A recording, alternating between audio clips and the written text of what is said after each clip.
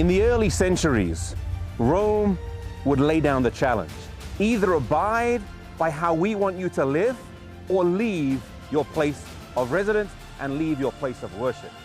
And the Waldensians treasured God's word more than they treasured their home. And so they would leave and go up into the mountains.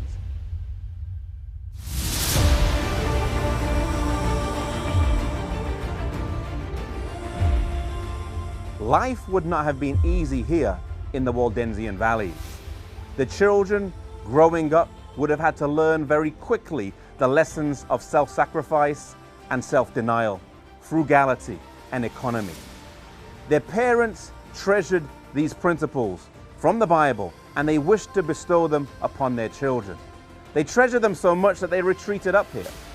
And here in the mountains, they wanted to teach two things. Number one, they wanted to teach them purity of life based on God's word. And number two, they wanted to teach them to be a missionary and take the faith that they had and take it further afield than just the valleys in which they lived.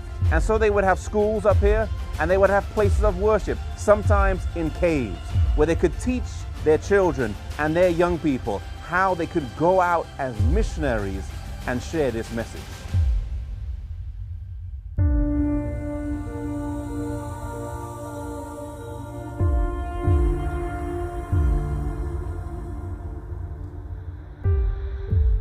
The Waldensians fervently believed in the Bible.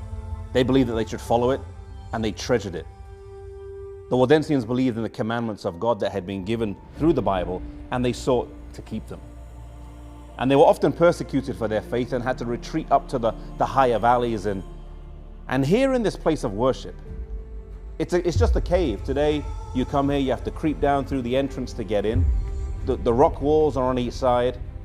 But here in this cave, it's almost a sacred spot. It's a place where they would gather together for worship, but also at times they would gather together to hide from the Roman soldiers.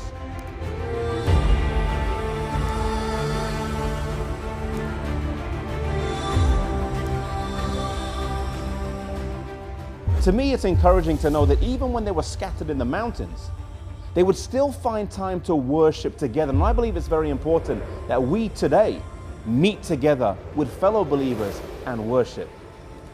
But the thing that stands out to me here in this place that's not that pretty by earthly standards. There's no gold-plated pulpit. There's no marble table. There's just rocks. They're wet. But it's the quietness and the peace and the simplicity and the purity of this place that is striking. Is that if these Waldensians would gather here, not just once, it wasn't just a one-off, it may have been repeatedly, it may have been over years, or may have been even over decades, that they would gather together to worship in caves like this that are dotted around these mountains. For us, church is so comfortable or so convenient. I'm sat on a cold rock, but oftentimes in church we sit on nice comfy chairs.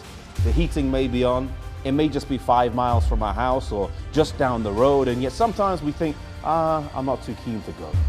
And I think back to myself, yourself, wherever we are. We have a time of relative peace, a time of relative freedom, where we can gather together and worship, where we can meet fellow believers. And my appeal is, don't waste the opportunities that you have.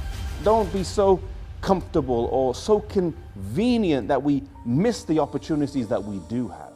God has given us great opportunities now. Let's take advantage and use them and take this message to the world around us.